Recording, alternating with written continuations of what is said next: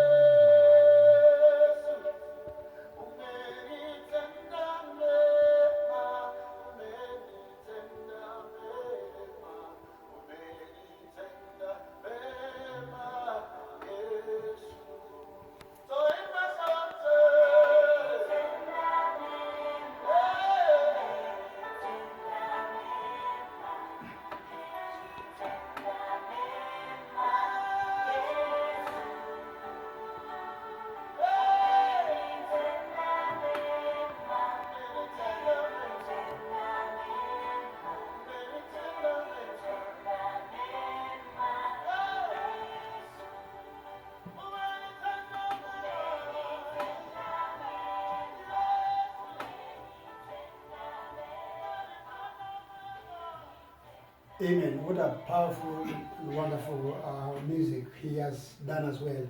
Let's have a word of prayer from Pastor Henry. Okay. Father, in the name of Jesus, we want to thank you. We want to bless you for the goodness that Father will continue showing, even upon the entire family of Gospel Center. We remember, Father, everybody wherever they are this time. We pray for your mercy, we pray for your grace. Thank you for Pastor Alloyce Alloyce and Sister Rhoda, and even my Father, this day that you have made as a witness, we give you praise and honor. In Jesus' name we pray. Amen. Thank you so much, Pastor Henry. Thank you, the camera crew, and any other person that is watching us. We want to extend our greetings to all our members in the diaspora, in the district, in your homes, and even the pastors. Pastor Winnie, we remember you in prayer. Pastor Alice, Pastor Tafroza, Pastor Tom, you're quiet out there. Please give us a shout. I'm going to give time to Pastor Phaustine, who is like our MC and the interpreter, to introduce the guests that we have. Apart from the two special guests, we also have one special guest. So she'll introduce them, and then we'll continue from there. Amen. I want to thank God because of this wonderful day, and I just want to greet you all, wherever you are, Gospel Center, churches, and Christ for all nations of Africa, and our friends in the diaspora. We want to thank God for you. Thank you for being so supportive, even in this season. We've seen God use you to be a blessing to us. And I just want to thank God because of this day. It's a wonderful day that the Lord has made. And in the church today, we have a full church. And with us, we have our friend Nancy that is visiting with us. She's our friend, and we thank God for her. And also, in the service today, we are blessed, and God has done great things for us. The Bible says that God works His wonders. He works behind the scenes, His wonders to reveal. And today we just want to reveal some of the wonders that the Lord has been working behind the scenes. And so we have Pastor Alloyce and Sister Rhoda. They're planning to get married. And so we just wanted to announce them today officially to you, so that if you see them walking together, don't bring up rumors.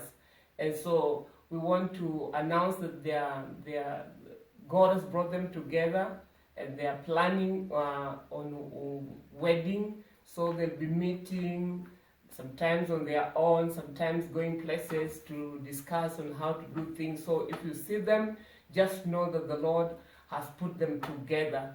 And so maybe this time I just want to give Pastor Alloyce time to say a word, and also Sister Rhoda. Thank you, Mama. Thank you, Bishop, and all the church members watching us from wherever you are, from your cell phones and from your YouTube. I want to thank you that you are there. It is such a blessing this morning that we are gathered on this studio here. I'm Monday Alloyce. I know most of you know me. There are those who do not know me. I'm a pastor. I'm pastoring Gospel Center in Bunyala, that is Sifugwe Gospel Center. And I think it's also good for this time for me to register your support. You've always been praying for us. You've always been there for us. Thank you so much. And as you've been told, God has been leading us to something. And on my right, I have my fiancée, and I believe that she's going to introduce herself too. Continue praying with us even as we plan for our wedding, which the date will be announced soon. Thank you so much, and God bless you. God bless Christ for all nations of Africa. Thank you so much. Amen. Good morning all. I'm Rhoda Okumu from Sifugwe Gospel Center, and just as been told, we are planning for our wedding, as it will be announced. Thank you. So, okay, we thank God because of these dear ones. We are praying for them, and we just ask that you keep praying for them I know that such a time can be very stressful, but I want to let you know that if you begin early, then God will help you. You don't need to mount up any pressure for yourselves. Begin working as today. And the church and the ministry, we are calling upon you just to come alongside these brethren and give them support. Financially, you can pray for them, you can advise them, and I know that they've said that they are going to let us know the date of the wedding, and I can't wait for the cake. You people, you can imagine the cake and the food, and you know these guys come from Bunyala, and there's going to be lots of fish, so we can't wait for that day. And so until that day, let's keep praying for them. Let's be trusting God that God will be there for them to help them. And also, I would ask Nancy not to miss this wedding. There's lots of fish from there, and so you'll eat a lot of it. Otherwise, God bless us. Thank you so much, Pst Faustine. Nancy, would you just say a word, maybe introduce yourself, and so people can hear your voice?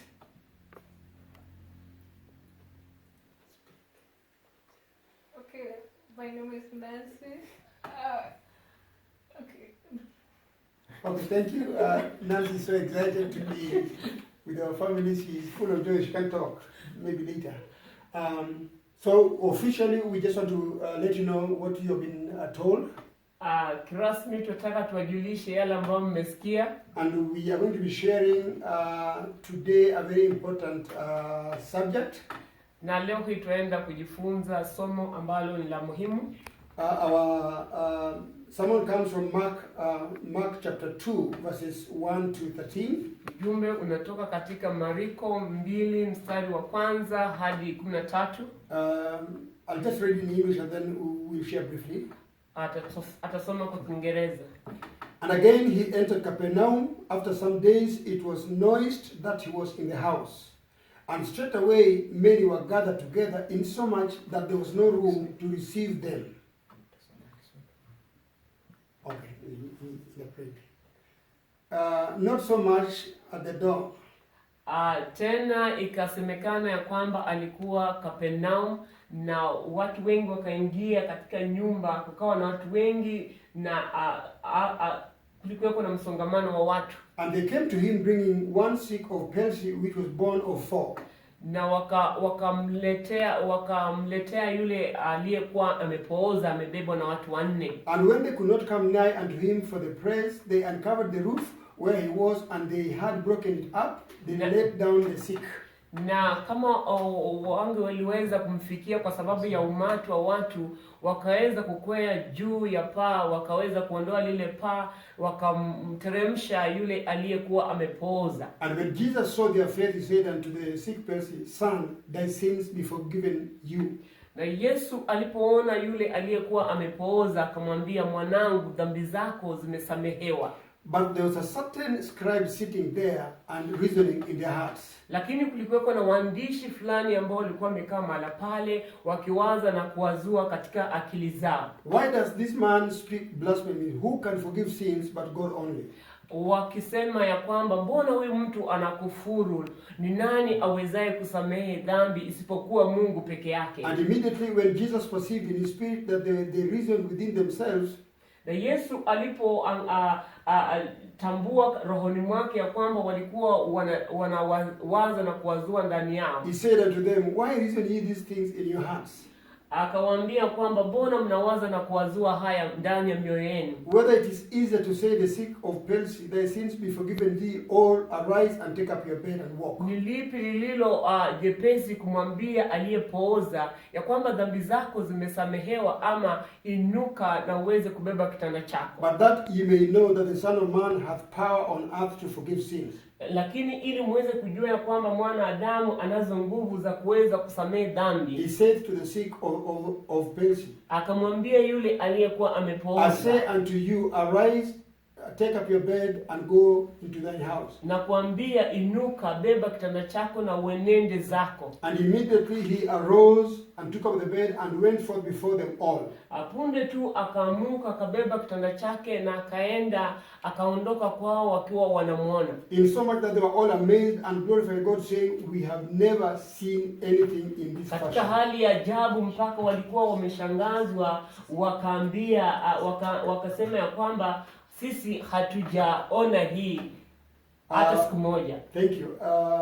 We want to share, and I want you to be very, very keen on the message. Tunataka tuweze kushiriki kwa ujumbe huu na tunataka uweze kumakinika. I've given it a topic, come from the top and the doors at the bottom will be open to you. Mada ya somo hili ni kwamba uweze kutoka juu na milango iliyo chini itaweza kufunguka kwako. Come from the top, ukitoka juu, and the doors at the bottom will be open unto na you. milango ya chini hapa itaweza kufunguka. Brethren, the scriptures, this story begins with the word and. Hadithi hii inaanza na neno na. And say, and again he entered Capernaum. Inasema kwamba na tena akaingia It's Kapernaum. very important for you to remember that whenever you use again, it means it's a repetition. He had been there before. Ni muhimu wewe kutambua kwamba unapotumia hilo neno na tena ni kurudia, inamaanisha kwamba alikuwa amewahi kuwepo mahali. I want you to know that we are serving a God of a second chance. Nataka ujue kwamba tunamtumikia Mungu wa awamu ya pili. David was given a second chance. Daudi alipatiwa nafasi ya pili. Samson was given a second chance. Samsoni pia akapatiwa nafasi ya pili. Wherever you are, popote ulipo. I don't know what you've gone through. Sijui umepitia nini. If you think you messed it up, lakini kama unawaza ya kwamba we are serving a God of a second chance. Tunamtumikia Mungu wa sehemu ya And pili. the Bible said that when he entered into Capernaum, many people gathered to hear him. Biblia inasema kwamba alipoingia Kapernaum watu wengi wakaja kumsikiza. That there was no room even to get in or out. Mpaka kuwako na msongamano wa watu, hakuwa nafasi nyingi. And Jesus was not a tourist. So when people gathered to him, he preached the word. Yesu hakuwa mtalii. Watu walipokuja kwake yeye aliwahubiria In neno. this season of stress, Katika haya majira ambapo kuna we msongamano want to wa mawazo, elevate the word above corona. tunataka tuinue neno juu ya corona. The word above our stress. Neno juu ya msongamano wa Remember, mawazo. the Bible says, in the beginning was the word, and the word was with God. Kumbuka neno lasema kwamba hapo mwanzo kulikuwa kuna neno na neno All lilikuwa na things were Mungu. made by him, and without him there was nothing made that was made. Kila kitu kiliumbwa na yeye, na bila yeye hakuna chote kilichoumbwa ambacho kiliumbwa. David said, thy word have I hid in my heart that I may not sin against you. Daudi anasema kwamba neno lako nimeificha moyoni mwangu ili nisikutende dhambi. Paul says, for the word is quick and powerful. Paulo anasema kwamba neno ni jepesi na lina nguvu. So Jesus speak the Kwa word. hivyo Yesu akahubiri neno. Not politics, Sio siasa. not tradition. Sio He utamaduni. spoke the word. Yeye alihubiri And neno. when he was doing this, Na alipokuwa anafanya hivi, there were 4 people that were carrying a sick man kuna watu 4 ambao walikuwa wambeba aliyepooza. and bringing it to where Jesus was. Walitaka kumleta yule mgonjwa mahali ambapo Yesu And alikuwa. when they got to the compound, Walipofika katika lile they boma, found that the house was full. wakapata ya kwamba ile nyumba ilikuwa They imejaa. could not get in through the window. Angeliweza kuingia They kupitia couldn't come in madirisha. through ventilation. Angeliingilia popote. They couldn't come in through the door. Angeliingilia mlango. But they decided Kwa hivyo wakaamua to do something strange. kufanya kitu cha ajabu. Before we got there, Kabla tujafika I pale, want to ask you, nataka nikuulize swali.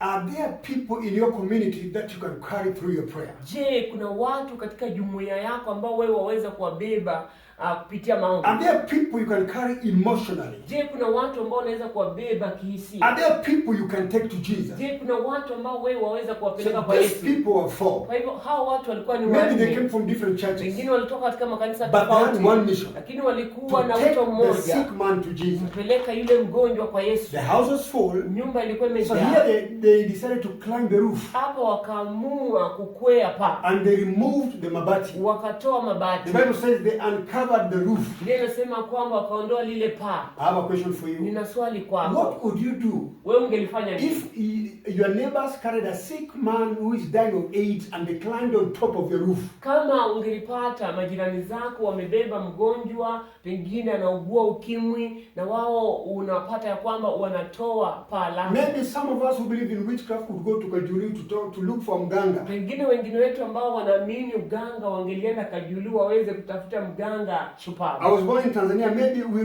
would have gone to Zanzibar or Pemba. Mimi nalizaliwa kule Tanzania, pengine tungelienda Zanzibar ama Pemba. Because how can you get into somebody's roof with a sick man? Kwa sababu wawezaje kuwa juu ya paa ya nyumba ya mtu na mtu mgonjwa? But the Bible says Lakini Biblia they inasema, uncovered the roof Biblia inasema kwamba wakaondoa paa and they laid the sick man before Jesus. na wakamteremsha yule mgonjwa mbele ya Yesu. Listen, Sikiza. these people did not care what the owner of the house would do. Hao watu hakujali mwenye nyumba atafanya nini. They did not care about the police. Hakujali habari za They polisi. did not care about what would happen after. Hawakujali mambo ambayo yatatendeka I baadaye. assume they decided Nadhania kwamba that waliamua the sick man would reach Jesus at our own expense. ya kwamba huyu mgonjwa tutamfikisha kwa Yesu kwa gharama yetu If sisi the owner wenyewe. of the house would charge us, Kama yule mwenye nyumba ataka tulipe, we'll pay from our pocket. tutalipa kutoka katika If mifuko yetu. Jesus would not heal him, Kama Yesu we'll atamponya, bear that shame. pia sisi But the tutastahili hiyo sick aibu. man must be taken to Lakini Jesus. huyu mgonjwa lazima apelekwe kwa Yesu. Brethren, Wapendwa, there are people in your community kuna watu kule kwenu that must be taken to ambao Jesus. lazima wapelekwe There kwa are Yesu. people in our country Kuna watu katika hii that must kaunti be taken yetu to Jesus. ambao lazima wapelekwe There kwa are Yesu. people in our homes Kuna watu katika miji yetu that must be taken to ambao Jesus. lazima tuwapeleke Are kwa you Yesu. willing to pay the price? Je, uko tayari Are you kulipa willing to gharama? carry them up? Je, uko tayari Are you kuwabeba? willing to pray with them? Je, uko tayari kuomba pamoja And the nao? Bible says, Na Biblia while inasema they were still on top, walipokuwa pale juu ya paa bado, Jesus saw their faith. Yesu akaona imani yao. Brethren, I want to let you know Wapendwa, nataka that niwajulishe faith is vertical, ya kwamba imani inaenda sambamba, that it has to deal with man to man. ni kwamba inakabiliana na mwanadamu kwa But mwanadamu, faith is also vertical, na pia imani inapanda juu, that it has to do with man and God. ya kwamba inahusiana mtu na Mungu. Are you in a situation that requires faith? Je, uko katika hali ambayo itahitaji When imani? you take a step of faith, Ukichukua hatua ya imani, Jesus will see your faith. Yesu ataona imani So yako. Jesus did not only see the sick. Kwa hivyo Yesu hakuona tu The ile Bible mgonjwa. says Biblia when inasema he saw their faith. ya kwamba alipoona imani I want to yao. ask you a question. Na kuuliza When swali, was the last time he saw your ni faith? mara gani ya mwisho Yesu aliona imani yako? And what did he say? Na yeye akasema nini? Son, your Mwanangu, sins have been forgiven. dhambi zako I zimesamehewa. want to make a controversial statement. Nataka niweze kusema usemi wa That kutatanisha, not all sicknesses are caused by bacteria. ya kwamba sio magonjwa yote yanaletwa na There are some viini. sicknesses that are caused by sin. Kuna baadhi ya magonjwa ambayo inaletwa na dhambi. If you have sinned against God, Kama umemtenda Mungu then your dhambi heart is sick. na moyo wako Your unakuwa mind mgonjwa, is sick. mawazo yako ni Your life ugonjwa, is sick. maisha yako ni una You ugonjwa, need Jesus. unahitaji Yesu. And when he said that your sins are forgiven, Alipomwambia kwamba dhambi zako the zimesamehewa, Pharisees Wafarisayo who are seeing far, ambao walikuwa wanaona the mbali, Sadducees Masadukayo who are sad because of the miracles that Jesus was performing, ambao walikuwa wamehuzunika kwa sababu ya miujiza ya Yesu, and they're saying we are sad. You see, wanasema kwamba sisi tunahuzunika. they Waona, began to reason in their hearts. wakaanza kuwaza na kuwazua ndani ya mioyo How yao, can this man forgive sin? huyu mtu awezaje kusamehe But dhambi? Jesus did not mind about Na them. Yesu hakuwajali He sana, looked at the man akaangalia yule and said, mgonjwa son, akasema, mwanangu, rise up, inuka, take your bed beba kitanda chako and walk. na uende. Listen, Sikiza, he did not give him the vitamins. hakumpatia vitamin, Ask him to do some 20 push-ups hakumwambia afanye exercise and go and get some vitamin D. na apate vitamin He said, D. Rise Alimwambia, up, take your bed and walk. akamwambia inuka, jitwike godoro lako na uende. Brethren, I want you to know that the word of God is quick and powerful. Wapendwa, nataka ujua kwamba neno la Mungu ni haraka Sharper na than nguvu. any two-edged sword. Lina makali ya katao kuwili. And the Bible says, Na Biblia inasema immediately, punde tu, my goodness, immediately, la jambo ya kwamba punde tu he arose, akaamka, took up his bed, akabeba godoro lake And walk. na akaenda. We are talking about Jesus, Naongea kuhusu who Yesu does not just tell you to go home, you'll be healed. ambaye hakuambia kwamba enda nyumbani He's able to utaponywa. heal you now and then, Anaweza kukuponya sasa hivi, immediately. punde tu. Do you want an immediate Je, miracle? unahitaji muujiza wa mara moja? Jesus is still the same yesterday, today, and forever. Yesu yeye ni yeye yule jana, leo na hata And when milele. the Pharisees Na wakati and the Mafarisayo Sadducees na Masadukayo saw this, waliona they hivi, say, walisema we have never seen anything hatujaona chochote like this, kama hiki, and they glorified God. na wakamtukiza Brethren, as we Mungu. come to the end of our sermon this morning, Wapendwa, tunapofika mwisho ya ujumbe wetu, people are used to religion. watu wamezoea dini, They are used to social distancing. wamezoea sasa mambo ya kutotengamana, But Jesus is able to perform a miracle lakini Yesu aweza kutenda that the muujiza simply believing unbelievers ambapo wao wanaowaamini will say, wasioamini watasema we have never seen it in this fashion kwamba before. hatujaiona katika mtindo huu. May He perform a miracle in your life. Na aweze kufanya muujiza katika maisha May He yako. do it for you this week. Je, aweze kukufanyia hii wiki This hii, month of May, huu mwezi wa may He tano, perform a miracle in your Yesu aweze situation. kufanya muujiza katika May maisha He yako. do you well like the news we Akutende had before. mema, May He perform a miracle. atende mema kwako. So I want to ask you a question. Na kuuliza swali, This man got healed, huyu jamaa alipona, carried his bed, akabeba godoro and lake walked away. na akaondoka pale.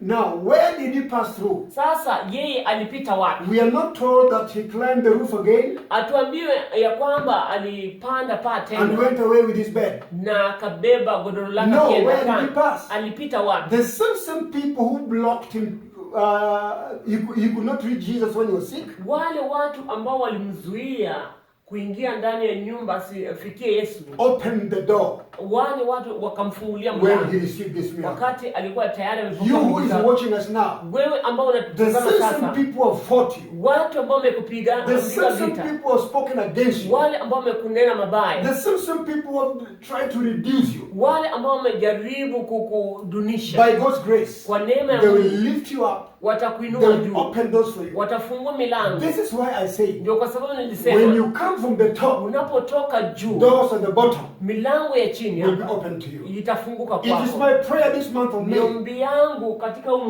mwezi you will learn ya kwamba to come utajifunza from the top kutoka juu, so that doors at the bottom ili milango ya hapa will chini be open to you. ifunguke kwako. Kenya, Kenya, may we come from the top Kenya tuweze kutoka juu so that doors at the bottom will be open to us. ili milango hapa chini ifunguke kwetu. Africa, may Afrika we come from the top tuweze kutoka juu that the doors at the bottom will be open ili to us. milango hapa chini ifunguke kwetu. Brethren, Wapendwa, Corona will not finish us. korona haitatumaliza We are sisi. coming from the top Tunatoka juu through faith and prayer. kupitia imani na God maombi. is opening Mungu doors. anafungua milango. We see schools are opening up. Naona shule zinaenda We see our kufunguliwa. businesses are getting Naona back. biashara zetu We see families are tunarejea. being restored. Naona familia We see zinarejeshwa. churches' doors are being opened. Naona milango ya kanisa And we inafunguliwa. want to thank God. Na tunashukuru Because Mungu when we come from the kwa top, sababu tunapotoka juu, doors at the bottom milango ya hapa will chini be opened up. itafunguliwa. Let's pray. Hebu tuombe. Heavenly Father, in the name of Jesus, Baba mbinguni, katika jina la thank you for Yesu, speaking to us. asante kwa kunena And nasi, thank you for opening our doors. asante kwa kufungua milango We yetu. bless you and we honor you. Tunakubariki na tunakuheshimu In Jesus' name. katika jina la Yesu. Amen. Amen. Let's meet next Sunday Hebu tukutane Jumapili at ijayo the same time, wakati huu at the same place. na mahala hapa. God bless you. Mungu awabariki sana.